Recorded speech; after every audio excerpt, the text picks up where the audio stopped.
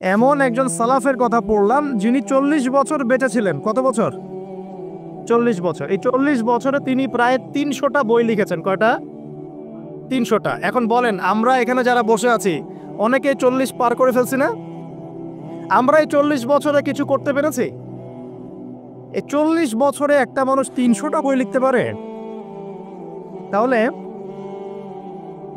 আমরা বুঝতে পারছি যে তাদের সময়ের যে বরকত আর আমাদের হায়াতের বরকত এক না।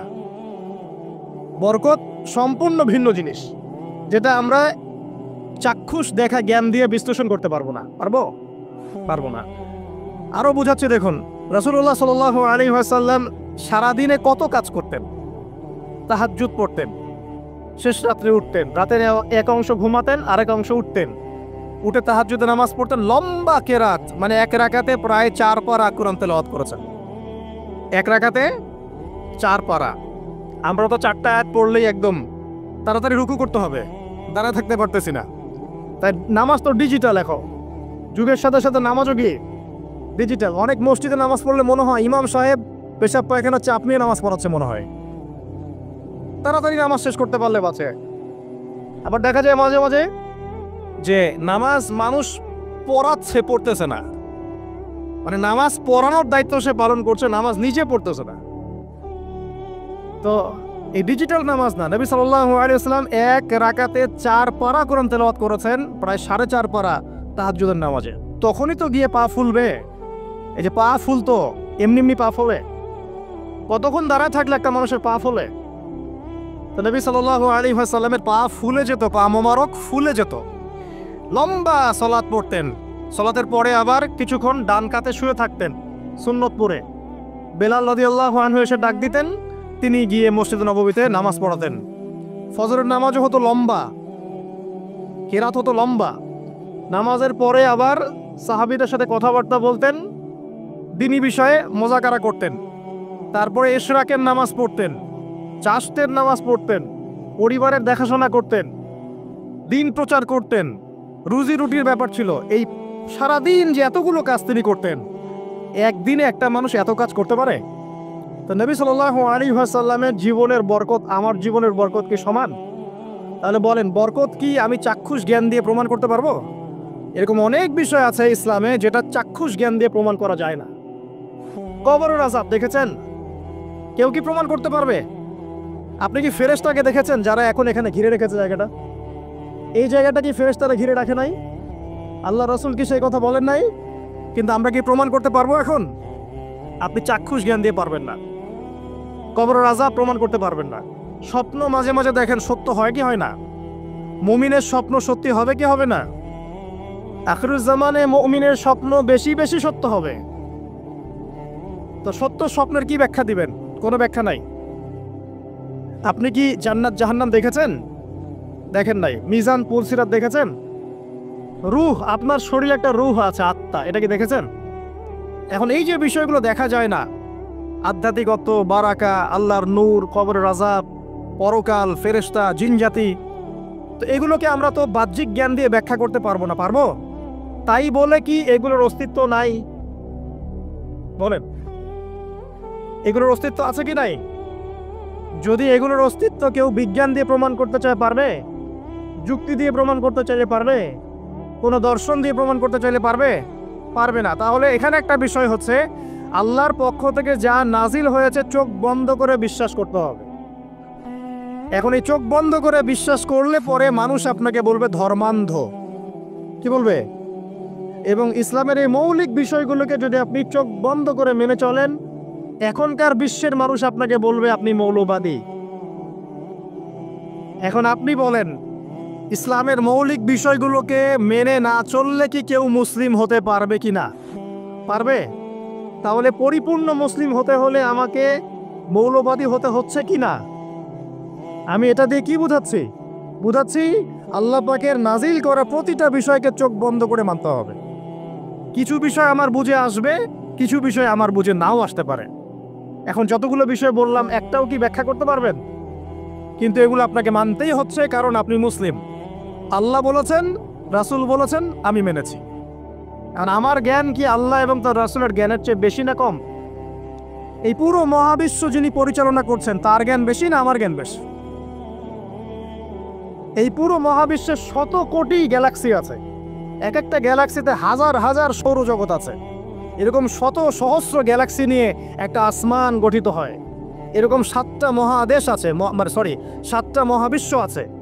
এই 7 মহাবিশ্বের উপরে আছে কুরসি, ওয়াসিআ কুরসিয়ুহুস সামাওয়াতি ওয়াল আরদ। তার উপরে আছে মহাসাগর, যার গভীরতা 500 বছরের পথ। তার উপরে আছে আল্লাহ রাব্বুল আলামিনের আরশে আজিম। আর আল্লাহ রাব্বুল আলামিন এই আরশের উপর সমুন্নত। সেই মহান আল্লাহকে আমরা বলি আল্লাহু আকবার। কি বলি? এই যে আল্লাহু আকবারের মর্ম বুঝলেন? এখন এই বিশাল সত্তা আল্লাহু আকবার, আল্লাহ পাক সবচেয়ে বড়, এই সর্বোচ্চ সত্তার জ্ঞান বেশি না আমার জ্ঞান বেশি? তার পক্ষ থেকে যখন কোরআন এবং হাদিস নাজিল হচ্ছে, আমাকে তো চোখ বন্ধ করেই মানতে হবে, নাকি আমি যুক্তি দিব?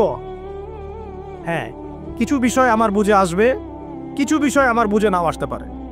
কিছু বিষয় আমি সায়েন্স দিয়ে প্রমাণ করতে পারবো, কিছু নাও পারতে পারি। কিছু আমি দর্শন দিয়ে প্রমাণ করতে পারবো, কিছু নাও পারতে পারি। যেগুলো পারছি না সেগুলো আমার বা আমাদের জ্ঞানের সীমাবদ্ধতা। কথা কি বুঝতে পারছেন? এটা আল্লাহ পাকের জ্ঞানের বা আল্লাহ পাকের ওহির কোনো ত্রুটি নয়। আল্লাহর ওহির কোনো ত্রুটি আছে?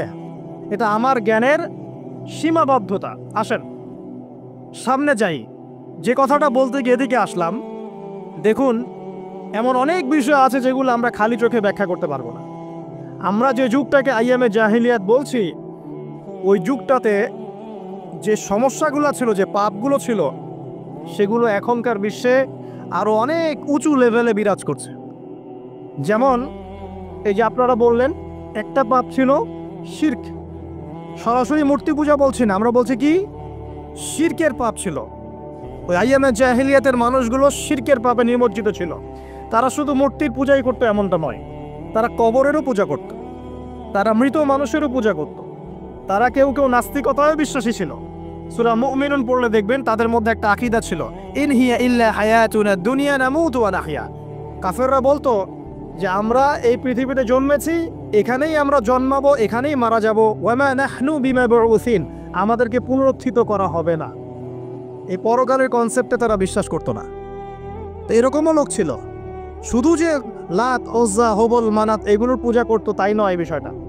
এখানে কবর পূজাও ছিল, এখানে আপনার মৃত মানুষের পূজাও ছিল, এখানে গাছপালা, চন্দ্র, সূর্য, নক্ষত্রের পূজাও ছিল, আবার নাস্তিকতাও ছিল। এক কথায় আইয়ামে জাহিলিয়াতের সবচেয়ে বড় পাপ ছিল শিরক। কথা কি বুঝতে পারছেন ভাই? আচ্ছা, না বুঝলে বলবেন, শেষে গিয়ে প্রশ্ন করবেন ইনশাআল্লাহ, সমস্যা নেই। তাহলে প্রথম যে পাপটার কথা বললাম সেটা কি? শিরক। এখন একটু এই 1400 বছর পরে চলে আসেন। চলে এসে দেখেন এখনকার সমাজের দিকে তাকান, এখনকার মুসলিম রাষ্ট্রগুলোর দিকে তাকান, আর পুরো বিশ্বের দিকে তাকান। সবচেয়ে বড় সমস্যাটা কি বলেন? সবচেয়ে বড় সমস্যা কি শিরক নয়? আচ্ছা, মুসলিমরা কি এখন অনেকেই কবর পূজা করে না? মুসলিমদের মতো অনেকেই দেখবেন যে মৃত মানুষের কাছে যাচ্ছে না, মৃত মানুষের কাছে সন্তান প্রার্থনা করে না, ওই যে ওখানে গিয়ে নজর মান্নত করছে না যে মৃত মানুষকে সন্তুষ্ট করলে আমার ভালো হবে, না হলে আমার কোনো ক্ষতি হয়ে যাবে, এটা মানুষ করছে না। মুসলিমদের মধ্যে বহু মানুষ আল্লাহর হালালকে হারাম করছে না, আল্লাহর হারামকে হালাল করে নিচ্ছে না, এটাও কিন্তু শিরক। আপনি কি জানেন যে আল্লাহর হালালকে হারাম করলে শিরক হয়? আল্লাহর হারামকে হালাল করলে শিরক হয়? সুদ হালাল না হারাম? না, সুদ তো ফরজ। সুদ হালাল না হারাম? সুদ তো এখনকার বিশ্বে ফরজ। সুদ ছাড়া এই বিশ্ব চলবে না। আপনি ঠিক বলছেন, কিন্তু সুদ ছাড়া এই বিশ্ব চলে না। যে কোনো কিছু করতে গেলে সুদ লাগবে। তো এখন যে সবাই এটাকে হালাল করে নিচ্ছে, এটা কি হচ্ছে? আল্লাহর হারামকে মানুষ হালাল করছে না? আচ্ছা বলেন, মদ হারাম না হালাল? বলেন। মদ তো ওয়াজিব নাকি? যুব সমাজে তো মদ না খাইলে চলে না। মদ খায় না এমন যুব সমাজের সংখ্যা বেশি, না খায় তার সংখ্যা বেশি? কয়টা ছেলে আছে স্মোক করে না? বলেন, কয়টা ছেলে দেখাতে পারবেন যারা স্মোক করে না? এখানে কারা কারা স্মোক করেন না? মাশাআল্লাহ, আলহামদুলিল্লাহ, মাশাআল্লাহ। হাত নামান, হাত নামান, হাত নামান। আল্লাহ পাক আপনাদের রক্তে এবং মাংসে বরকত দান করুন, দোয়া করি। যদি আপনি কোনো কমিউনিটির মধ্যে দেখাতে পারেন যে তারা মাদক থেকে দূরে আছে, তারা শুধুমাত্র ইসলামিক কমিউনিটি, অন্য কোনো কমিউনিটি না। যদি আপনি মাদক মুক্ত কোনো ক্যাম্পাস দেখাতে পারেন, সেটা হবে মাদ্রাসা। যদি পর্ন মুক্ত ক্যাম্পাস দেখাতে হবে মাদ্রাসাকে। এখানে বিষয়টা হচ্ছে, যারা ইসলাম প্র্যাকটিস করে, কোরআন এবং সুন্নাহর বুঝ যাদের মধ্যে আছে, যাদের মধ্যে আল্লাহর ভয় আছে, এরা কখনো সুদ খাবে? এরা কি মদ খাইতে পারবে? পারবে না। ইনশাল্লাহ আপনারা কি জিনা করতে পারবেন? আল্লাহ পাক আপনাদেরকে ঈমান আমলের উপর অটুট রাখুন, আমিন। যে কথাটা বলছি, কেউ যদি আল্লাহর হালালকে হারাম করে নেয় আর কেউ যদি আল্লাহর হারামকে হালাল করে ফেলে, এটাকে কিন্তু শিরক বলা হয়। এই বিশ্বে কি এই সমস্যা নাই? বুঝেন না এই সমস্যা আছে কি নাই? আছে।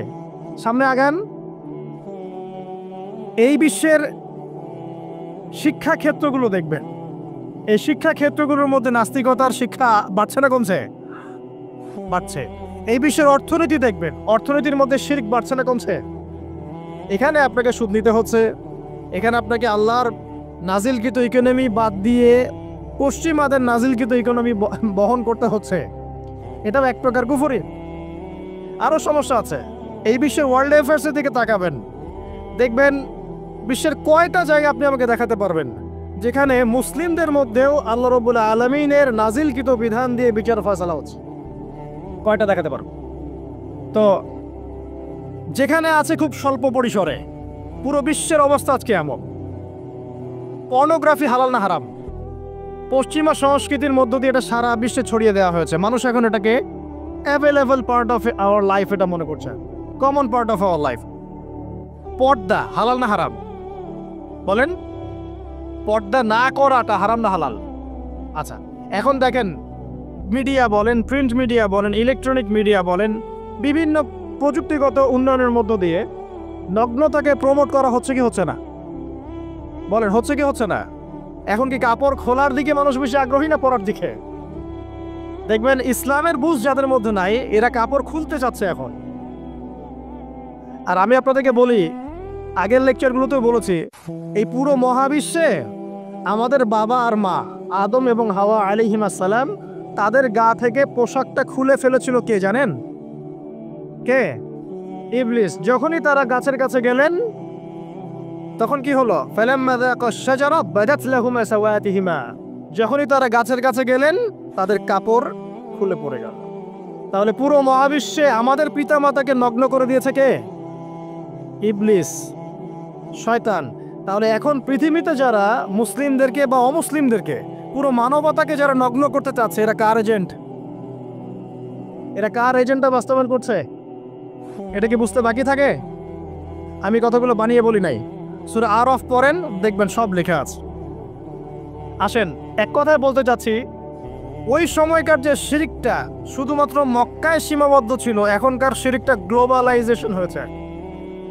পুরো দেশে দেশে দেশে শিরক ছড়িয়ে পড়েছে। আসেন, ওই সময় আরেকটা বড় পাপ ছিল, যেটা এই যে এক ভাই বলল, সেটা হলো রিবা। রিবা, রিবা মানে কি? সুদ। রিবা মানে সুদ, জানেন তো? আর সুদ তো ফরজ নাকি ভাই? আচ্ছা, এমন কোনো গ্রাম নাই বাংলাদেশে যেখানে সুদ নাই, আর বিশ্বের এমন কোনো দেশ নাই যেখানে সুদ নাই। আর এই যুগের কথাই নবী সাল্লাল্লাহু আলাইহি ওয়াসাল্লাম হয়তো বা বলেছিলেন, আল্লাহু আ'লাম, আল্লাহ ভালো জানেন, যে এমন একটা যুগ আসবে যে যুগে ম্যাক্সিমামই সুদখোর হবে। যে ব্যক্তি সুদের ছিটাফোটা, মানে সুদের পাপ থেকে বেঁচে থাকতে চাইবে, ওর গায়েও গিয়ে সুদের ছিটাফোটা গিয়ে লাগবে। এটা সেই যুগ না? আপনি বুঝতে পারছেন না হয়তো, এটা সেই যুগ। আপনি মনে করছেন দাড়ি, টুপি, পাগড়ি, জুব্বা মাশাআল্লাহ সব লাগাই দিছি, হ্যাঁ, বাইরে একটা সাইনবোর্ড আছে, আমি মৌলবী, আল্লামা, আমি একজন দায়ী বক্তা, কিন্তু সুদের যে ওই ছিটাফোটা, এটা আপনার কাছে আমার কাছেও আছে। হয়তো আপনি বুঝতে পারছেন না। কখন বুঝবেন? যখন ইসলামিক অর্থনীতির বইগুলো পড়তে পারবেন। আর শুধু ইসলামিক অর্থনীতির বই যথেষ্ট না, এর পাশাপাশি আমাদের দরকার এই প্রচলিত যে IMF, ইন্টারন্যাশনাল মনিটারি সিস্টেম, এর নীতিগুলো জানা। তখন কি আপনি বুঝবেন ওয়ার্ল্ড ব্যাংক কী জিনিস, IMF কী জিনিস, ঠিক আছে? তখন বুঝবেন যে পেট্রো ডলার কী জিনিস, তখন বুঝবেন যে হার্ড কারেন্সি, সফট কারেন্সি কী জিনিস, এখন বুঝবেন না। আর যেহেতু বুঝবেন না, অতএব আমি এগুলো বলেও লাভ নাই। যেহেতু আপনি বুঝবেন না, আমি যদি এখন এসব নিয়ে কথা বলি, আপনার কাছে মনে হবে এসব কি উল্টা পাল্টা কথা কইতাছে। ঠিক আছে? তো যাই হোক, আগে আল্লাহর ওয়াস্তে ইসলামিক ইকোনমিক্স পড়েন এবং ইন্টারন্যাশনাল মনিটারি সিস্টেম সম্পর্কে পড়েন। প্রত্যেক স্টেটের প্রধান যারা আছেন তারা জানেন যে ওয়ার্ল্ড ব্যাংক কী জিনিস, তারা জানে IMF কী জিনিস। ঋণের এমনি এমনি কোনো কান্ট্রিকে তারা ঋণ দিবে না, একটা বিশাল বড় সুদের জালে ওদেরকে ফেলবে, তারপর জনগণের রক্ত চুষে সুদ শোধ করতে হবে। আর যারা পারবে না ওরা যে শ্রীলঙ্কার মতো দেউলিয়া হয়ে যাবে।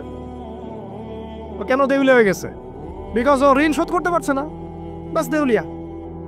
তো যাই হোক, পড়াশোনা করেন। আমি একজন স্কলারের নাম বলে দেই, এক লেকচারে তো সব বলে দেওয়া সম্ভব না। সম্ভব? আমি রাস্তা দেখাচ্ছি আপনাদেরকে। আপনারা আল্লামা তকি উসমানীর বইগুলো পড়েন, নাম শুনেছেন? আচ্ছা, নাকি এখন বলবেন যে উনি তো হানাফি মাযহাবের, আমি তো আহলে হাদিস পড়বো না, এটা বলবেন নাকি? আল্লামা তকি উসমানী এই বিশ্বের সবচেয়ে বড় আলেমদের একজন। আল্লামা তকি উসমানী এই বিশ্বের সবচেয়ে রিনাউন্ড আলেমদের একজন। তার ইসলামিক অর্থনীতির যে পুরো সিরিজ আছে, আল্লাহর ওয়াস্তে বাসায় কিনে একবার পড়ে দেখেন অর্থনীতি কি জিনিস, আপনি কিসের উপর দাঁড়িয়ে আছেন। পড়া যাবে না ইনশাল্লাহ? আপনি তাকে ভালো যদি নাও বসেন তাও পড়ে দেখেন। মনে করেন আপনি একটা কমিউনিটির মধ্যে আছেন বা একটা সংগঠনে আছেন বা একটা ঘরানার মধ্যে আছেন, তাহলে কি অন্য ঘরানার বইপত্র পড়া যাবে না? হারাম হয়ে গেছে নাকি? এই যে সংকীর্ণ মানসিকতা থাকলে ভাই হেদায়েত পাওয়া যাবে না। আর আপনি যে মনে করছেন আমি একদম হকের উপর আছি, আপনি সঠিক পথে আছেন ঠিকই, তবে এটা সঠিক ভুল পথ। কথা বুঝতে পারছেন না? আপনি মনে করছেন যে আমি একদম চূড়ান্ত সঠিক বিষয়ের উপর আছি। হ্যাঁ, আপনি সঠিক বিষয়ের উপর আছেন ঠিকই, বাট আপনি সহি একটা ভুল পথে আছেন। এটা বুঝবেন পরে, যখন জ্ঞানের পরিধি বাড়তে থাকবে তখন বুঝবেন যে সহি পথ কোনটা, সহি ভুল পথ কোনটা। মুসলিমদের মধ্যে ফাটল সৃষ্টি করে জান্নাতে যাওয়া যায় না। যায়? পুরো মুসলিমরা একটা উম্মাহ, এবং যারাই মুসলিম উম্মার মধ্যে ফাটল সৃষ্টি করতে চায় এরা উম্মার বন্ধু নয়, শত্রু। মুসলিম উম্মার মধ্যে কোনো ফাটল সৃষ্টি করবেন না। সবার মাঝখানে হৃদ্যতা, ভালোবাসার বন্ধন থাকবে। যদি বিভিন্ন ধর্মের মানুষ একসাথে বসবাস করতে পারে একটা দেশে, তাহলে বিভিন্ন তরিকা এবং মাযহাবের মানুষও একসাথে থাকতে পারবে একটা দেশে ইনশাআল্লাহ।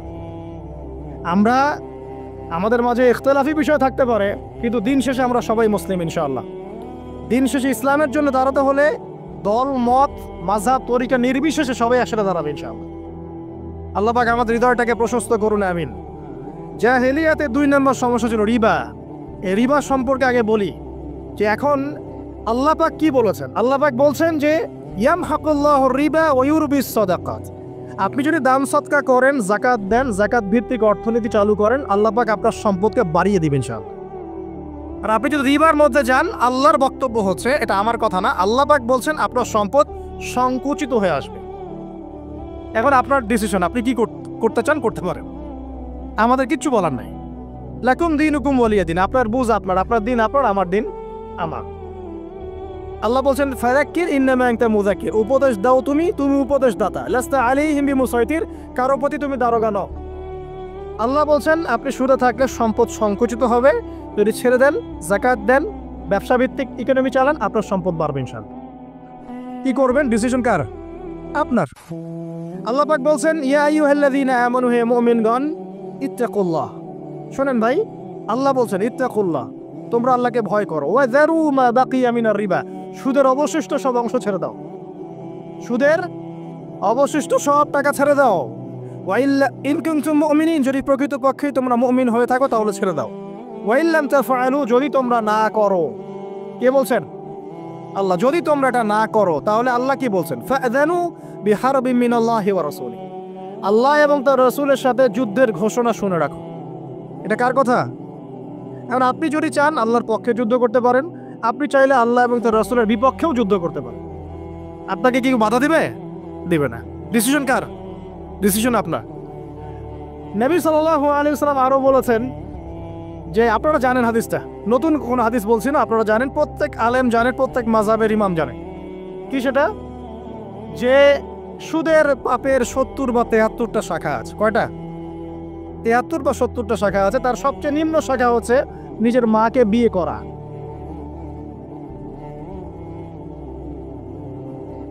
দেখলেন আমাদের অন্তরে কি কথাটা আঘাত করলো? আপনি কি আপনার মায়ের সাথে, নাউযুবিল্লাহ, আপনি কি আপনার মাকে বিয়ে করতে পারবেন? এটা কি কোনো ব্যক্তির পক্ষে সম্ভব? কিন্তু নবী সাল্লাল্লাহু আলাইহি ওয়াসাল্লাম বলছেন ৭৩ শাখার সবচেয়ে নিম্ন শাখা হচ্ছে সে ব্যক্তি যেন তার মাকে বিয়ে করলো। আর সর্বোচ্চ শাখা কি? ওই যে আল্লাহ এবং তার রাসূলের সাথে কি করা? যুদ্ধ করা। আরেকটা হাদিস আছে, নবী সাল্লাল্লাহু আলাইহি ওয়াসাল্লাম বলেছেন 4 শ্রেণীর মানুষ আছে, এদেরকে আমি সমানভাবে অভিশাপ দিলাম। কয় শ্রেণী? 4 শ্রেণী। জাস্ট শুনে রাখেন হাদিসগুলা। আমি জানি এই বিশ্বে আপনি এই হাদিসগুলোর উপর ইমপ্লিমেন্টেশনে যেতে পারবেন না, এটা আমি বুঝি, কিন্তু আকীদা ঠিক থাকতে কি কোনো সমস্যা আছে? একটা মানুষ পাপ করে জেনে করে যে হ্যাঁ আমি জানি এই কাজটা খারাপ, ঠিক আছে, আর একটা মানুষ মনে করে না এটা করলেও হয় না করলেও হয়, কোনো সমস্যা নেই। আরেকটা মানুষ মনে করে যে না আমি একটা ডাহা পাপ করছি, এটা থেকে বেঁচে থাকা আমার উচিত ছিল কিন্তু আমি পারছি না, যে আমি মানি না এসব বিধান টিধান, যা ভালো মনে হবে দুনিয়ার জন্য করব। এরা কি সবাই সমান?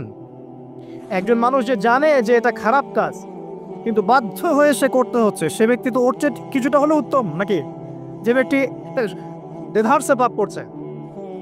আচ্ছা, ওই যে এক ছেলে বলেছিল আমাদেরকে মেসেজ করে যে আমি একটা মেয়েকে খুব ভালোবাসি হুজুর, তাকে বিয়ে করতে চাই, এখন ওই মেয়ের বাসার লোকজন রাজি হচ্ছে না। এই ছেলের মধ্যে কি চেতনাটা কি? সে প্রেম করছে ঠিকই, হারাম অ্যাফেয়ার্সে আছে ঠিকই, কিন্তু সে তাকে বিয়ে করতে চায়, ওটা হালাল করতে চায়। আর এক ছেলে মেসেজ করছে, সে বলছে যে আমি এরকম জেনায় লিপ্ত ছিলাম, এখন আমি কি করব? আমি কি ওগুলো ছেড়ে দিয়ে ফিরে আসব, নাকি আমি ওই মেয়ের সাথেই যেন অব্যাহত রাখবো? এই দুই ব্যক্তি কি সমান? সমান না। এটাই বোঝাচ্ছি আপনাদেরকে। দেখুন, 4 শ্রেণী মানুষের কথা নবীজি বলেছেন। এক শ্রেণী হচ্ছে সেই ব্যক্তি যে নিজে সুদ খায়। কারা কারা খাই? এবার হাত উঠান, কারা কারা খান? আলহামদুলিল্লাহ। দ্বিতীয় শ্রেণী যারা খায় না কিন্তু মানুষকে দেয়। এবার দেন কারা কারা? আচ্ছা। 3 নাম্বার, খায়ও না দেয়ও না। খায়ও না দেয়ও না, সাক্ষী থাকে। সাক্ষী আছেন কারা কারা? সাক্ষী অনেক জনে আছে।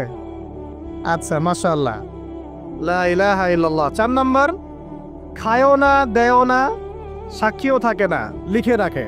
এবার লেখেন কারা কারা? এইবার তো মুশকিল। এখানে তো অনেক বিসিএস ক্যাডার আছেন মনে হয়, এবং অনেক এমন এমন সেকশনে জব করছেন যেখানে লিখতে হচ্ছে নাকি। তো এই 4 শ্রেণীর মানুষকে নবী সাল্লাল্লাহু আলাইহি ওয়াসাল্লাম কি করেছেন ভাই, আমি শোনাই আপনাকে খালি। আল্লাহ নবী বলেছেন যে আমি 4 শ্রেণীর মানুষকে সমানভাবে অভিশাপ দিয়ে গেলাম, এতটুকু বলেছেন। এবার আপনি যদি মনে করেন যে নবী সাল্লাল্লাহু আলাইহি ওয়াসাল্লামের অভিশাপ কাঁধে নিয়ে আমার আমলগুলো কবুল হচ্ছে, বা আমি কবরে অ্যান্সার দিতে পারবো প্রশ্নোত্তর, আমি মিজান এই মিজানের দাড়ি পাল্লা আমার নেকির পাল্লা ভারী হবে, বা আমি রাসূল সাল্লাল্লাহু আলাইহি ওয়াসাল্লামের সুপারিশ পাবো, হ্যাঁ, বা আমি রাসূলের সাথে জান্নাতে থাকতে পারবো, আমি বলবো এই চিন্তাটা হবে একটা অলিক প্রসূত কল্পনা, আর কিছু না। এখন তওবা করেন আমার সাথে, বলেন আজকে থেকে কোনো রকমের সুদি কারবারে থাকবো না। তওবা করেন, বলেন আস্তাগফিরুল্লাহ আল্লাযী লা ইলাহা ইল্লা হুয়াল হাইয়ুল কাইয়্যুম ওয়া আতুবু ইলাইহি। তওবা করলেন তো? ভ্যান চালায় খাবেন, রিক্সা চালায় খাবেন, কৃষিকাজ করে খাবেন, ব্যবসা করে খাবেন, ছোট্ট একটা মুদির দোকান করে খাবেন, যদি কিচ্ছু করতে না পারেন রাস্তায় মুচিগিরি করে হলে খাবেন, সেলুনে বারবার হয়ে খাবেন, তারপরে সুদের দিকে যাবেন না ইনশাআল্লাহ। পারবেন? আপনার রিজিক কি আপনার হাতে না আল্লাহর হাতে?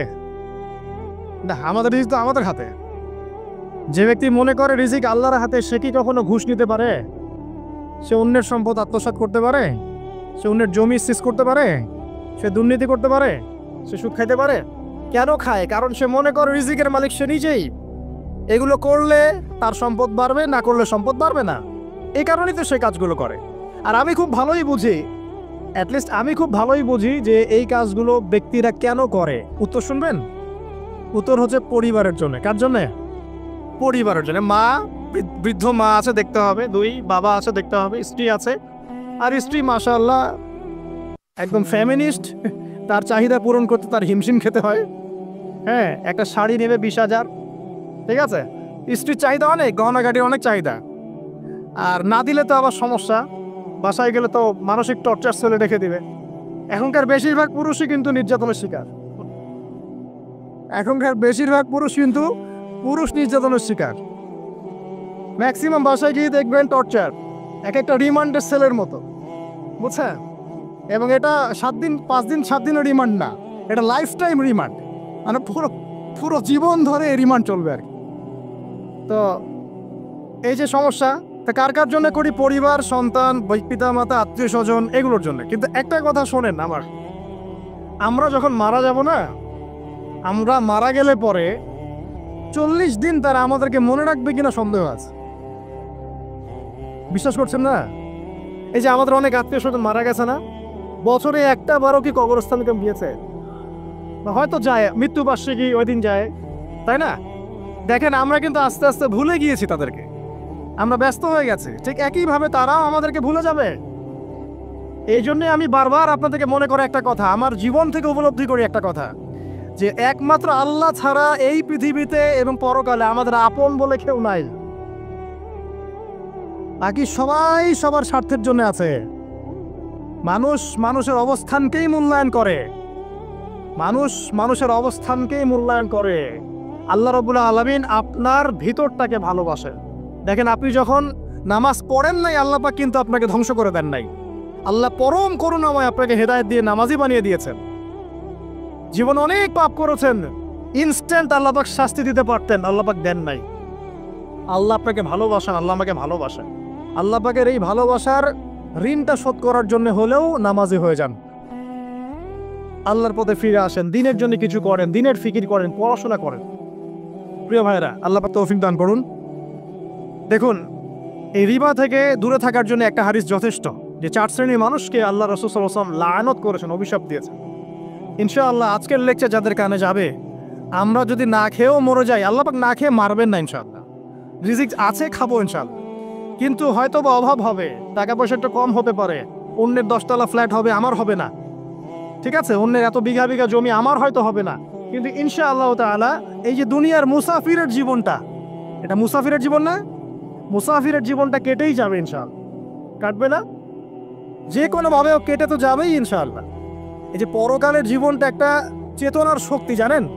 দুনিয়াতে যত বাধা বিপত্তি আসুক, গাল মন্দ খান, গীবত তহমত খান, কষ্ট হোক, নির্যাতন হোক, একটা বিষয় মনের মধ্যে শান্তি দেয়। কি শান্তি? যে এই দুনিয়ার জীবনটা তো আর চিরস্থায়ী নয়, এটা তো আর সারা জীবন থাকবে না। ইনশাআল্লাহ এই অবস্থা আস্তে আস্তে পরিবর্তন হয়ে যাবে। ফাইন্না মাআল উসরি ইউসরা, পরকালে ইনশাআল্লাহ পাবো। দুনিয়াতে না পেলে কি হয়েছে, পরকালে পাবো ইনশাআল্লাহ। যুবক ভাই, এইসব জেনা ছেড়ে দেন, আল্লাহ রাব্বুল আলামিন আপনার জন্য হুর রেখেছেন জান্নাত, ইনশাআল্লাহ পাবেন ইনশাআল্লাহ। এটা ছেড়ে দেন, সুদ ছেড়ে দেন, আল্লাহ পাক আপনার জন্য হাউজে কাউসার রাখছে ইনশাআল্লাহ, ঠিক আছে? অন্যায় পাপ ছেড়ে দেন, আল্লাহ রাব্বুল আলামিন আপনার জন্য জান্নাত রেডি করে রাখছে ইনশাআল্লাহ। এই দুনিয়ার জীবনটা ধোঁকা, একটা ছোট্ট জীবন, পুরা ধোঁকা, কিচ্ছু নাই এর মধ্যে। আমার কথা শোনেন, এই দুনিয়ার জীবনে কিছুই নাই। চারপাশে অনেক কিছু মনে হবে, আপনার বাড়ি আছে, গাড়ি আছে, স্ট্যাটাস আছে, টাকা পয়সা, প্রতিপত্তি সব আছে।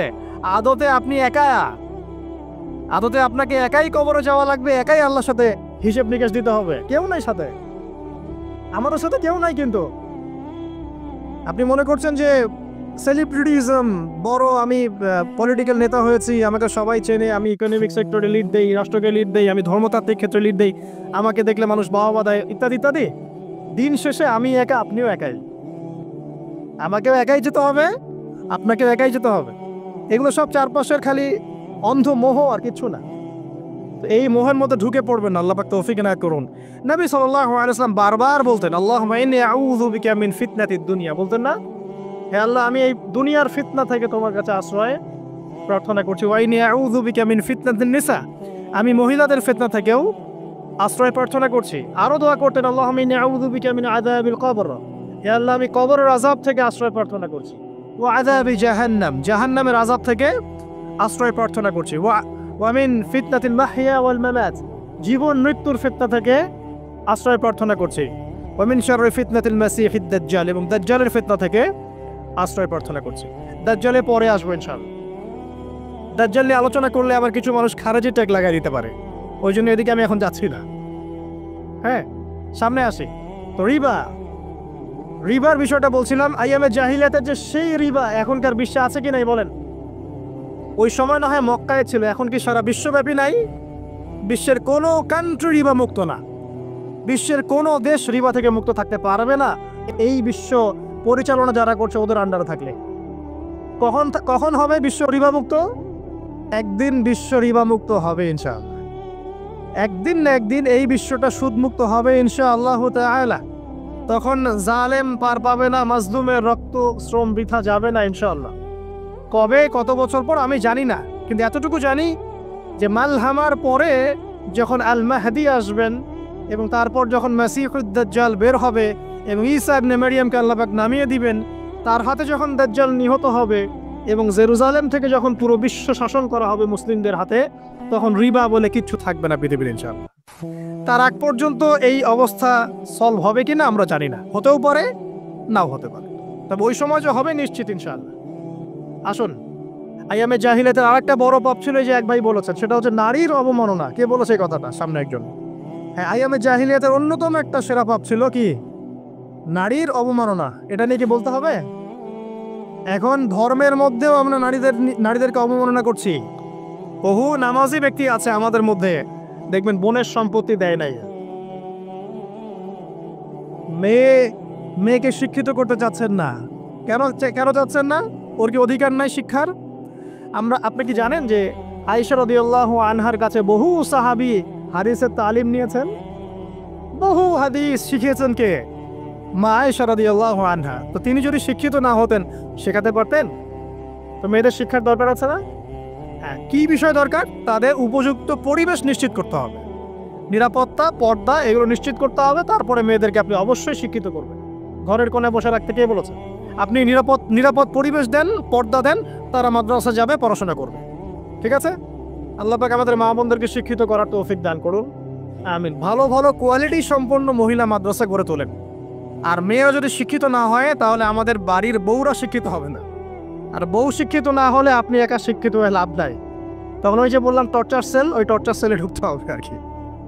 কথা বুঝতে পারছেন না? আগে বিয়ে শাদী করেন, বুঝবেন ইনশাআল্লাহ। আর যারা করেছেন তারা অলরেডি হাসছে যে মিটমিট করে দেন।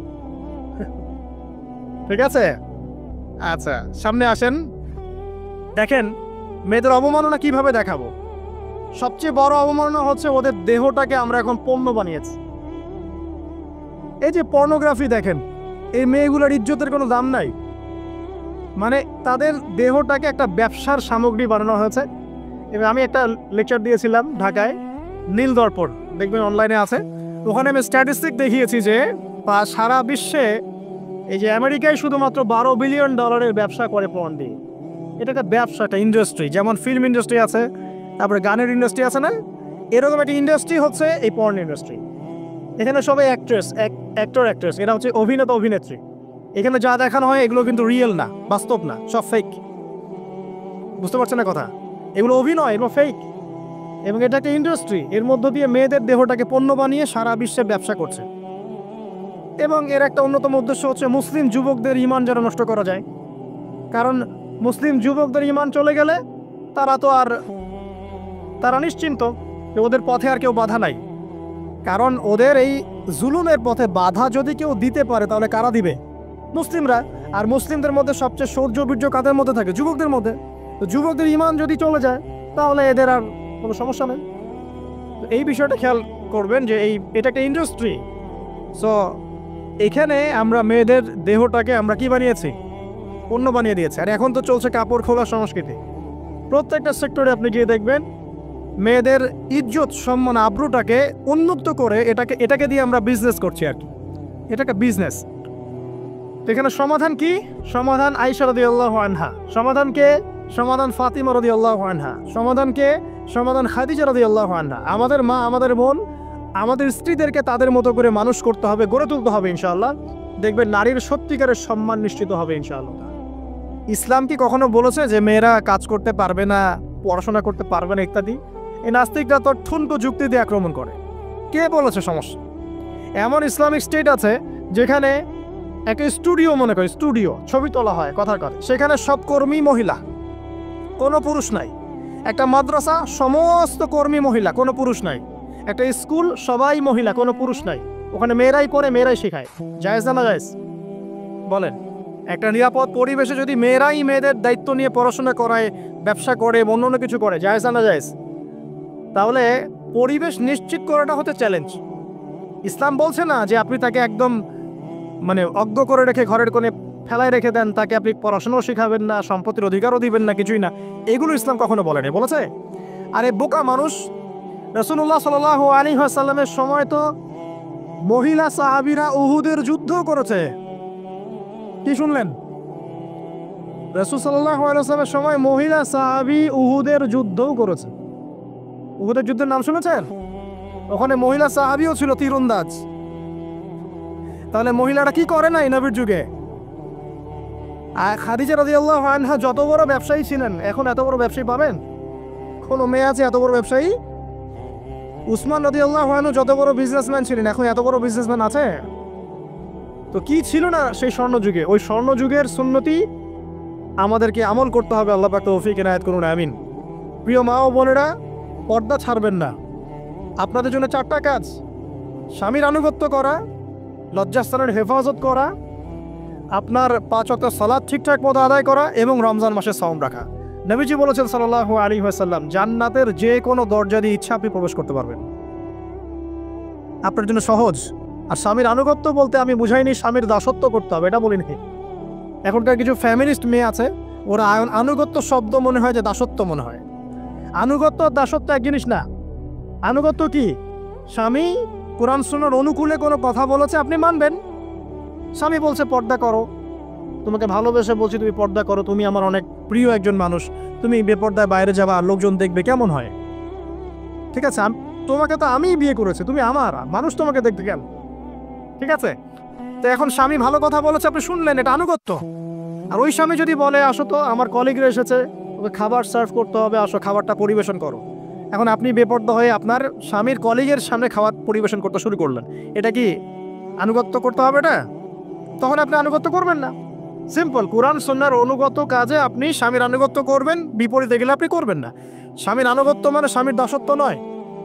আর এই হাদিসটা আপনি কেন ভুলে যান যে আল্লাহ রাসূল সাল্লাল্লাহু আলাইহি ওয়াসাল্লাম বলেছেন, আল্লাহ ছাড়া যদি কাউকে সেজদা করা যেত, সম্মান বুঝাচ্ছেন, আল্লাহ ছাড়া যদি কাউকে সেজদা করা জায়েজ হতো, আমি মেয়েদেরকে বলতাম যেন স্বামীকে সেজদা করে।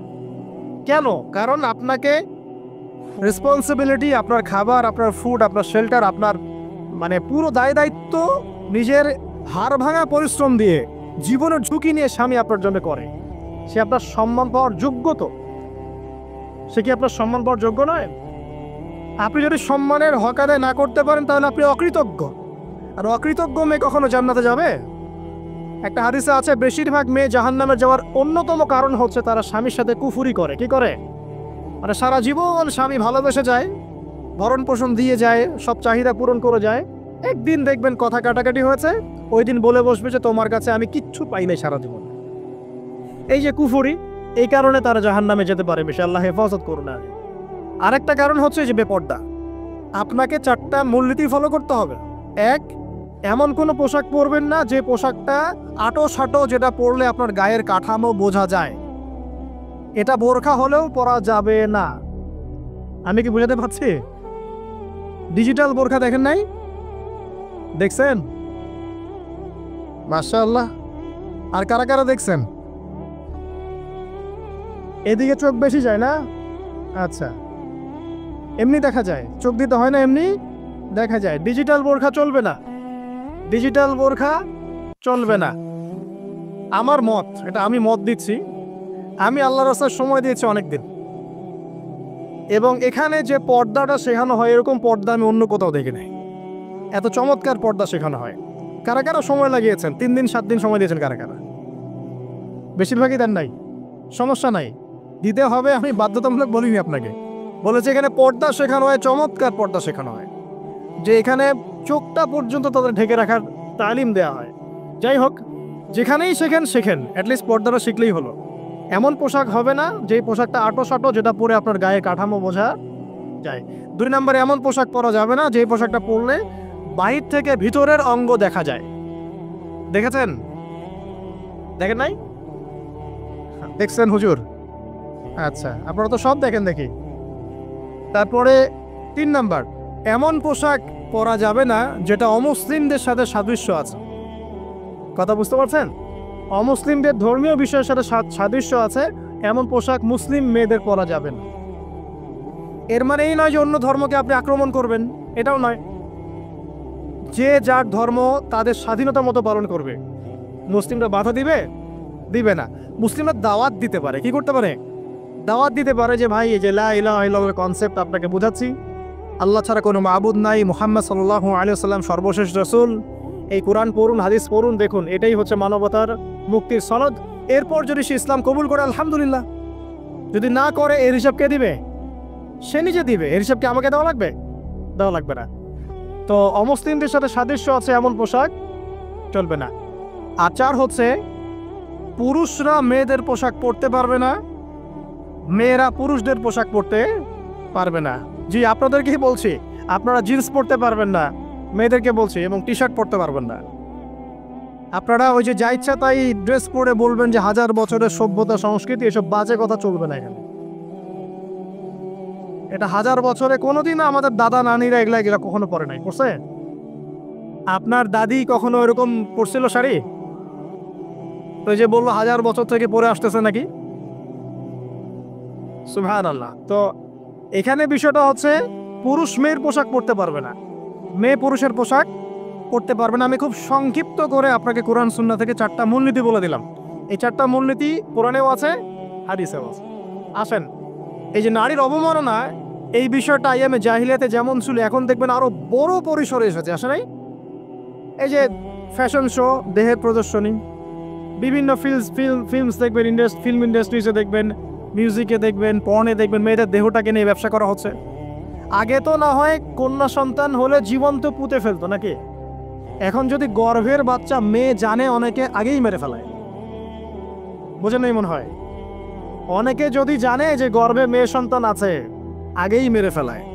এমন অনেক দেশ আছে, আমি নাম বলছি না দেশের সঙ্গত কারণে, যে সেই দেশে এরকম মেয়ে সন্তানকে এই যে খালাস করে ফেলার, নষ্ট করে ফেলার, ভ্রূণ নষ্ট করার আলাদা ক্লিনিক আছে, আলাদা হসপিটাল আছে। বলে নাউজুবিল্লাহ। তো আসলে ওই 1450 বছর আগের মানুষটা বেশি বর্বর ছিল না আমরা বেশি বর্বর? এই অধিকারের কথা বলে বলে আমরা মেয়েদের দেহটাকে নিয়ে এখন মস্করা করছে, তামাশা করছে। সবচেয়ে সেরা অধিকার কোথায় পাবে? কোরআনে পাবে, হাদিসে পাবে, ইসলামে পাবে। তার পর্দা নিশ্চিত হবে, দেহ সেফ থাকবে, তার ইজ্জত নিশ্চিত হবে, ইজ্জত সেফ থাকবে, তার সম্মান সেফ থাকবে, তাকে রাজরানীর মতো স্বামী বাসায় রাখবে, কারণ সে হচ্ছে তার কাছে সবচেয়ে মূল্যবান প্রিয় বস্তু। শুধু তাই নয়, সম্পত্তির অধিকার তাকে দিতে হবে। একজন মেয়ে তার ভাইয়ের সম্পত্তি পাবে, তার বাবার সম্পত্তি পাবে, তার স্বামীর সম্পত্তি পাবে, সব দিক থেকে সে সম্পত্তি পাবে। আর একজন ছেলে কিন্তু সব দিক থেকে সম্পত্তি পাবে না। এই বিষয়গুলো যখন এক শ্রেণীর মানুষ বোঝে না, তখন ইসলামের বিরুদ্ধে অহেতুক প্রোপাগান্ডা চালানো শুরু করে। সবচেয়ে সেরা সম্মান রক্ষার উদাহরণ দেয়া হয়েছে ইসলামে, কোরআনে এবং হাদিসে। এই কথাটা আপনাদের মা বোনদেরকে বোঝাবেন, তবে নম্রতার সাথে বোঝাবেন, কারণ উচ্চবাচ্য করলে তারা কথা শুনবে না। আর আল্লাহ রাসূল সাল্লাল্লাহু আলাইহি ওয়াসাল্লাম বলেছেন, কিছুটা বাঁকা হাত দিয়ে তাদেরকে তৈরি করা হয়েছে। যদি আপনি শক্ত করে চাপ দিতে যান তাহলে ভেঙে যাবে, আর যদি আপনি ওই অবস্থায় ছেড়ে দেন তাহলে বাঁকাই থেকে যাবে।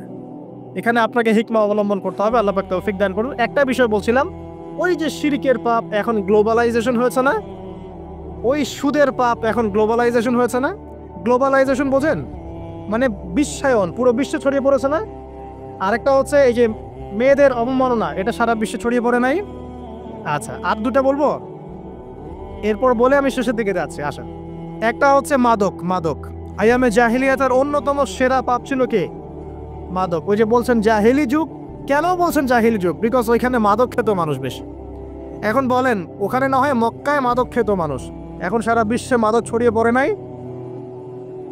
বেশি না কম? এখন এই যে নতুন নতুন মাদক আসছে, ইয়াবা, আরও নাকি কি আসছে নতুন নতুন, আমরা নামও জানি না। এই যে গাজার নাম জানি, ফেন্সিডিলের নাম জানি, আর কি আছে, হিরোইন বলেন, আর দু একটা, আফিম, আর কি আছে? হ্যাঁ, রেন্ডি, সুবহানাল্লাহ, এই নামও কখনো শুনি নাই আমি। আচ্ছা শোনেন, বিষয়টা হচ্ছে, দেখুন এই বিষয়টা কি হালাল না হারাম? আচ্ছা, এটাকে যদি আমরা হালাল করে নেই তাহলে কি হবে? কুফরি হবে না শিরক হবে?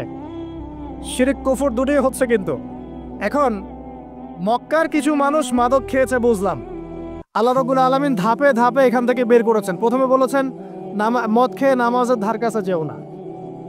হ্যাঁ, তারপরে বলেছেন এই যে মাদকে কিছুটা উপকার আছে কিন্তু বেশি ক্ষতি। তারপর বলেছেন খেয়ে নামাজের কাছে যেও না। তারপর ধাপে ধাপে শেষের দিকে এসে আল্লাহ পাক বলেছেন যে এটাকে ছেড়ে দাও। সূরা মাইদায় পড়ে দেখেন, এটা শয়তানের কাজ। তখন সাহাবায়ে কেরাম রাদিয়াল্লাহু আনহুম পুরোপুরি মাদক থেকে নিজেদেরকে মুক্ত করলেন। এরপরে কি কখনো তারা মাদক ছুঁয়েও দেখেছেন? বরং মাদক দ্রব্য সেবন করলে 40টা লাঠি বেত্রাঘাত করতে হয়, ইসলামিক শাস্তি। কয়টা লাঠি? আর ওমর রাদিয়াল্লাহু আনহুর সময়ে 40 লাঠিকে বাড়িয়ে 80 লাঠি করা হয়েছিল। কত লাঠি? 80 লাঠি। কিন্তু আরো একটা পাপের শাস্তি আছে, বলবো? অপবাদ। এখন যেটা বেশি দেওয়া হয়, অপবাদ, মিথ্যা অপবাদ। সতীসাধী নারীর উপরে মিথ্যা অপবাদ, এর শাস্তি হচ্ছে 80 লাঠি। আবার 100 লাঠির শাস্তি আছে, 100 লাঠি। এটা কিসের জানেন? জিনা। জিনা এই যে যারা করছেন, এর শাস্তি হচ্ছে 100 লাঠি। তাও জনসমক্ষে দিতে হবে, গোপনে না। আর 1 বছরের জন্য এলাকা ছাড়া করতে হবে। রজম একটা শাস্তি আছে, রজম। এটা কি? রজম মানে পাথর নিক্ষেপ করে হত্যা। এটা তো বর্বর, তাই না? অমানবিক, মধ্যযুগীয়। এসব কথা শুনছেন না? শোনেন, কিছু কিছু বিষয় আছে যে বিষয়গুলো করার পরে এই পৃথিবীতে মানুষ বেঁচে থাকার অধিকারটা হারিয়ে ফেলে। কথা বুঝতে পারছেন না মনে হয়? কিছু কিছু পাপ আছে, এগুলো করলে পরে মানুষ এই পৃথিবীতে বেঁচে থাকার অধিকারটা হারায় ফেলে। যেমন কোনো বিবাহিত ব্যক্তি যদি জিনা করে, নাউজুবিল্লাহ। কোনো ছেলে যদি কোনো ছেলের সাথে যৌন সম্পর্ক করে, সমকামী করে, বা এটাকে যেটা গে মানে যেটা কি বলে, সমকামিতা, ঠিক আছে? এই কাজ যদি কেউ করে, নোংরা কাজ যদি কেউ করে, কোনো মেয়ে যদি কোনো মেয়ের সাথে এরকম কোনো কাজ করে, একই পাপ। এইসব পাপ করলে পরে এই পৃথিবীতে বেঁচে থাকার অধিকারটা সে হারিয়ে ফেলে। কথা কি বুঝতে পারছেন? আচ্ছা, তখন শাস্তি হচ্ছে আল্লাহ রাব্বুল আলামিন পাথর নিক্ষেপ করে হত্যা করতে বলেছেন। কারণ হচ্ছে সে এত গর্হিত একটা কাজ করেছে যেটা এই শাস্তি পাওয়ার সম্পূর্ণ যোগ্য। এবং কওমে লূত নামে যে কওম ছিল, ওই কওমটাকে আসমানে উঠিয়ে আল্লাহ পাক পাথর বর্ষণ করে এভাবেই শেষ করে দিয়েছে। জর্ডান একটা দেশ আছে না, জর্ডান? জর্ডানের পাশে ডেড সি নামে একটা জায়গা আছে, ডেড সি, মৃত সাগর। ওইখানে সাদুম নামে একটা গোত্র থাকতো। কোন গোত্র? সাদুম। ওই সাদুম গোত্র এরকম সমকামী ছিল। আল্লাহ রাব্বুল আলামিন লূত আলাইহিস সালামকে পাঠিয়েছিলেন, তারা হেদায়েতের বাণী শোনে নাই। আল্লাহ পাক ওদেরকে আসমানে উঠিয়ে পাথর নিক্ষেপ করে উল্টা দিকে দাফন করে দিয়েছেন। নাউজুবিল্লাহ। তো কিছু কিছু পাপ আল্লাহ পাক সহ্য করেন না, আল্লাহ পাকের আরশ কেঁপে ওঠে। এই পাপগুলো সেরকম পাপ। কথা বুঝতে পারছেন?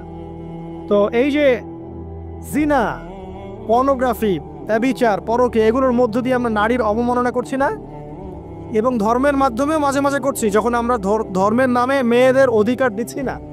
অনেকেই সম্পত্তির অধিকার দিচ্ছেন না, অনেকেই শিক্ষিত করছেন না, অনেকেই আরও এই যৌতুক নিচ্ছেন না। যৌতুক নিচ্ছেন না অনেকেই। যে বিয়ের সময় যৌতুক নেয়, এটা তো মেয়ের উপর, মেয়ের পিতার উপর টর্চার করা। সম্পূর্ণ হারাম, সম্পূর্ণ হারাম। তারপরে দেখবেন, রিপোর্টগুলো পড়ে দেখবেন যে এই বছর 2022, এই 22-এই গভর্নমেন্ট রিপোর্ট অনুযায়ী নিবন্ধিত প্রায় 1339টা ধর্ষণের মামলা হয়েছে। তো এটা এখন অ্যাভেলেবল, যে কোনো সব জায়গায় ধর্ষণ হচ্ছে, এখন অ্যাভেলেবল। মানুষ এটাকে স্বাভাবিক মনে করছে, এখন নর্মাল ধর্ষণ হতেই পারে, মানুষ এখন এমন মনে করছে। প্রত্যেক দিন পেপার খুলবেন, দেখবেন রেপের খবর। প্রত্যেক দিন খবর শুনবেন ধর্ষণের খবর। আর সব খবর তো আসে না, আসে হয়তো 10%, 20%, 30%, বেশিরভাগই আসে না। এলাকায় মোড়ে মোড়ে দেখবেন, গ্রামে গঞ্জে শহরে বন্দরে খালি ইফটিজিং দেখবেন, খালি ইফটিজিং। মেয়েদেরকে যৌন হয়রানি করা হচ্ছে, বাসে, অটোতে, টেম্পুতে, সব জায়গায়। বাসের মধ্যে মেয়েকে রেপ করে ফেলা হচ্ছে। একটা বাচ্চা মেয়ে যে বোঝেও না যে সেক্সুয়াল বিষয়গুলো কি জিনিস, ওকেও রেপ করা হচ্ছে। এই যে মহামারী, আপনি তো বুঝতে পারছেন না যে আমরা কোন সমাজে আছি। এই সমাজে আপনার মেয়ে তো সেফ না, আমার মেয়ে তো সেফ না। আমার মেয়ে, আপনার মেয়ে ভবিষ্যৎ কি হবে, এর ভবিষ্যতের নিশ্চয়তা কে দিবে? আপনার মেয়ের ইজ্জতের ভবিষ্যতের নিশ্চয়তা কে দিবে? এই নিশ্চয়তা দেওয়ার মতো মানুষ কোথায়, নেতা কোথায়? কারো ঘরের স্ত্রী, কারো ঘরের বোন, কারো ঘরের মেয়ে এখন সেফ না। যে কোনো দিন যে কোনো জায়গায় যে কোনো দুর্ঘটনা হতে পারে, বাসে, ট্রাকে, ট্রেনে, অটোতে, সব জায়গায় হতে পারে। আর এগুলোকে আমরা প্রমোট করছি, এখন নগ্নতাকে প্রমোট করছি, পর্নকে প্রমোট করছি। এই নগ্নতা, পর্ন এসব দিয়ে মানুষের মাথাটাকে পুরো জানোয়ার বানিয়ে ফেলা হয়েছে। পর্ন দেখাতে দেখাতে ছেলেদের মাথাটাকে জানোয়ার, পশু বানিয়ে ফেলা হয়েছে। এরা এখন বোঝে না যে মেয়ে কি জিনিস, মা কি জিনিস, বোন কি জিনিস, তাও বোঝে না। ভাই ভাই বোনের সাথে জেনা করেছে, চাচাতো বোন চাচাতো ভাইয়ের সাথে জেনা করছে, চাচাতো ভাই ফুফাতো বোনের সাথে জেনা করছে। রংপুরের খবর শুনলাম যে মায়ের সাথে ছেলেও জেনা করেছে। নাউজুবিল্লাহ। এগুলো কেন হচ্ছে? এই মহামারী কেন হচ্ছে? কে সমাধান দিবে?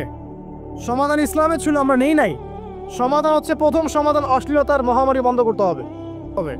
পর্নোগ্রাফির সমস্ত সাইটগুলো বন্ধ করে ফেলতে হবে।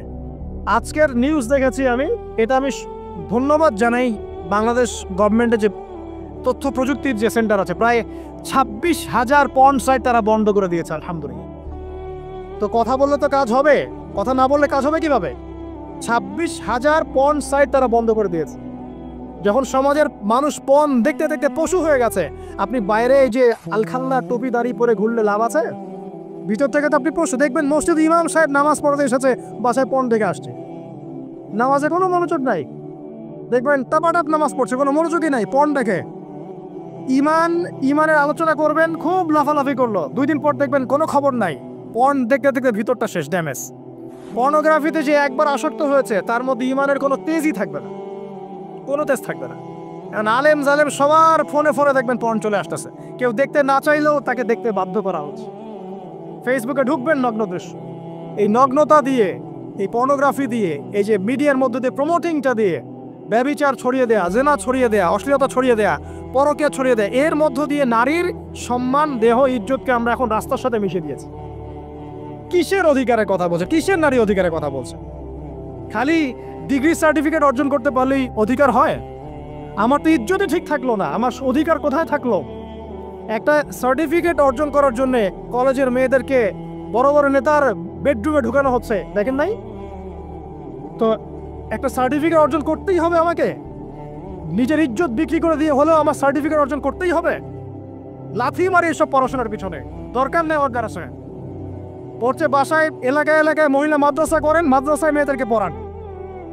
আমি খুব দুঃখের সাথে বলছি, অনেক মাদ্রাসাতেও এরকম ঘটনা কিন্তু ঘটেছে না?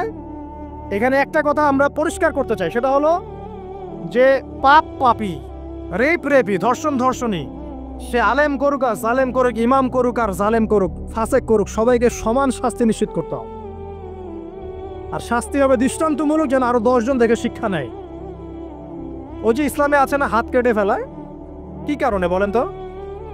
কারণ সবাই যখন দেখবে এই যে খুঁটির সাথে বেঁধে একটা চোরের হাত কেটে ফেলা হয়েছে, এলাকার সব মানুষ দেখেছে, চুরি বাড়বে না কমবে?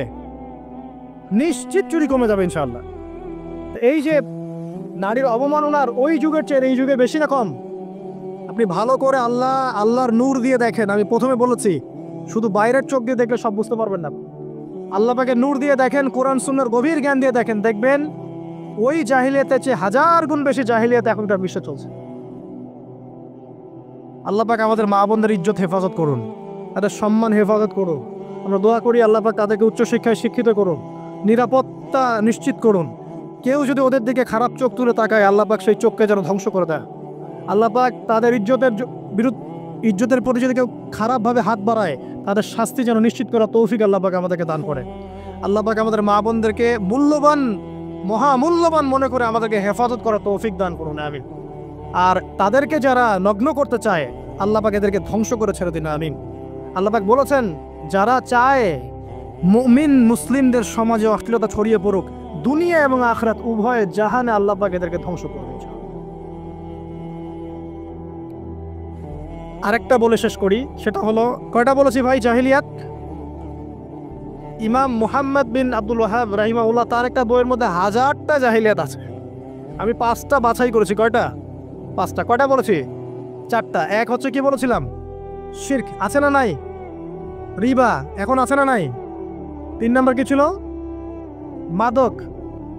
আর 4 নম্বর নারীর অবমাননা। মাদক তো বুঝলেন, এটা তো আমার চেয়ে আপনারা ভালো বুঝেন, মাদক সব জায়গায় আছে।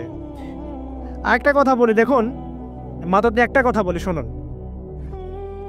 আপনাদের কি কখনো গায়ে কখনো ফোড়া হয়েছে? কার কার গায়ে ফোড়া হয়েছে বলি, হাত তুলে। কেমন ব্যথা? ফোড়া ফেটে গেলে কি বের হয়? রক্ত আর পুঁজ বের হয়, তাই তো? তো নবী সাল্লাল্লাহু আলাইহি ওয়াসাল্লামকে সাহাবীরা পরে জিজ্ঞাসা করলেন, ইয়া রাসূলুল্লাহ, কোন পাপের কারণে তাদেরকে এই শাস্তি দেওয়া হচ্ছে? নবী করিম সাল্লাল্লাহু আলাইহি ওয়াসাল্লাম বললেন, তাদেরকে এই শাস্তি দেওয়া হচ্ছে একটা পাপের কারণে, সেটা হলো মাদক দ্রব্য সেবন করা। আর ওই পানীয়টার নামও নবীজি বলে গেলেন, তার নাম হচ্ছে তিনাতুল খাবাল। কি নাম? তিনাতুল খাবাল। এই তিনাতুল খাবাল মানে জাহান্নামীদের রক্ত এবং পুঁজ, এটা খেতে দেওয়া হচ্ছে মাদক দ্রব্য সেবনকারীদের জন্য। আল্লাহ রাসূল সাল্লাল্লাহু আলাইহি ওয়াসাল্লাম বলেছেন, কোনো ব্যক্তি যদি মাদক সেবন করে তার 40 দিনের নামাজ কবুল হবে না। সে যদি আবার তওবা করে ফিরে আসে, আল্লাহ পাক মাফ করে দিবেন ইনশাআল্লাহ। যদি আবারও মাদক খায়, আবার 40 দিনের নামাজ কবুল হবে না। তারপর যদি আবার তওবা করে, আবার আল্লাহ মাফ করে দিবেন ইনশাআল্লাহ। তারপর যদি আবার মাদক খায়, আবার 40 দিনের নামাজ কবুল হবে না। তারপর যদি আবার তওবা করে, আবার আল্লাহ মাফ করে দেবেন। তারপরে যদি আবার মাদক খায়, তখন আল্লাহ রাব্বুল আলামিন তাকে তিনাতুল খাবাল পান করাবে। প্রিয় ভাইরা, আপনারা মুসলিম না? আমরা মুসলিম না? মুসলিম যুবকদের সবচেয়ে সেরা অস্ত্র হচ্ছে ঈমান এবং নৈতিকতা। অন্যরা জাহিলিয়াতের স্রোতে ভেসে যাক, মুসলিম তরুণরা কখনো জাহিলিয়াতে যাবে না ইনশাআল্লাহ।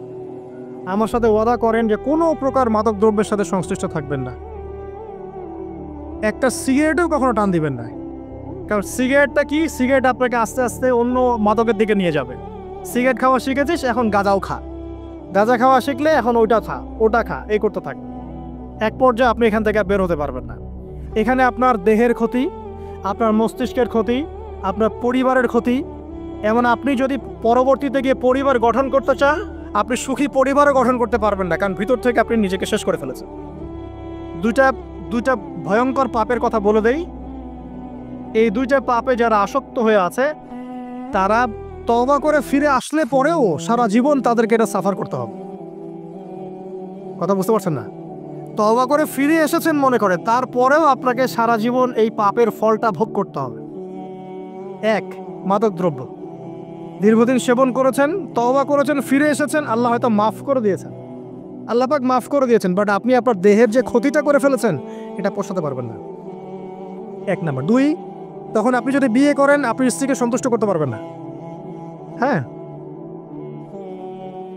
দুই নাম্বার হচ্ছে এই যে গোপনে যুবকরা যে পাপটা করে, মাস্টারবেশন, যেটাকে আমরা বলি হস্তমৈথুন, এই পাপ যেসব যুবকরা করছে বা করে, এবং অ্যাভেলেবেল এই পাপটা সবাই করে, কারণ এখন পর্নের যুগ। পর্ন দেখলে তো আর কোনো উপায় নাই, তখন তো এই পথেই যেতে হচ্ছে, নিজের উপরে নিজেকে জুলুম করতে হচ্ছে। যারা হস্তমৈথুনে অভ্যস্ত হয়ে গেছে, এরা যদি তওবা করে ফিরেও আসে, শরীরের যে ক্ষতিটা হয়েছে এটা পূরণ হবে না কখন। দেখেন, আমার মতো বয়সে, আমার চেয়ে প্রায় 10 বছর বয়স আগেই তারেক বিন জিয়াদ স্পেন জয় করেছিল। আমার যে বয়স এখন চলছে 30 পার হয়ে গেছে, এর চেয়ে আরও প্রায় 10 বছর আগে মুহাম্মদ বিন কাসিম এই সিন্ধু জয় করেছিল। এখন যে ইসলাম আপনি ভোগ করছেন, এটা তাদের ফল, তাদের এই জিহাদের ফল। তো এখন আমাদের এই যে 20 বছর 30 বছরের যুব সমাজের দিকে তাকায় দেখেন, একবার তাকায় দেখেন, চেহারাগুলো একটু দেখেন, চেহারা দেখেন, এক একটা চেহারা দেখেন, চেহারায় নূর নাই, নষ্ট হয়ে গেছে, নামাজ নাই, চোখগুলো বসে যাচ্ছে, কারণ সারা রাত জেগে থাকছে। ওই যে টিকটক টিকটক টিকটক সারা রাত, হ্যাঁ, সারা রাত ফোনে, সারা রাত গল্প গুজব। রাত্রেবেলা দেখবেন, রাত্রেবেলা শহর যেন জীবিত হচ্ছে। রাত্রেবেলা ক্যারাম খেলে, রাত্রে লুডু খেলে, রাত্রে এটা করে, রাত্রে সে, সারাদিন ঘুম, সারাটা দিন ঘুম। আপনি কি জানেন সারা রাত কে জেগে থাকে? সারা রাত কে ঘুমায় আর সারা দিন কে জেগে থাকে? সারা রাত জেগে থাকে কুকুর, এবং সারাদিন ঘুমায় কুকুর। আর দেখবেন আপনি বিড়ালকে দেখবেন, ও কিন্তু রাত্রে ঘুম এবং দিনের বেলা সে অ্যাক্টিভ। পাখিকে দেখবেন, পাখি সন্ধ্যা হলো একদম ঘরে, যেই সূর্য ডুববে পাখি একদম ঘরে, দেখেন না? পাখি ঘরে। আর যেই ফজর হবে পাখি বের হয়ে গেল। আর আল্লাহ রাসূল সাল্লাল্লাহু আলাইহি ওয়াসাল্লাম হয়তো বা এই কারণেই, আল্লাহ ভালো জানেন, তিনি বলেছেন এমন কিছু মানুষ জান্নাতে যাবে যাদের মনটা হবে পাখির মতো।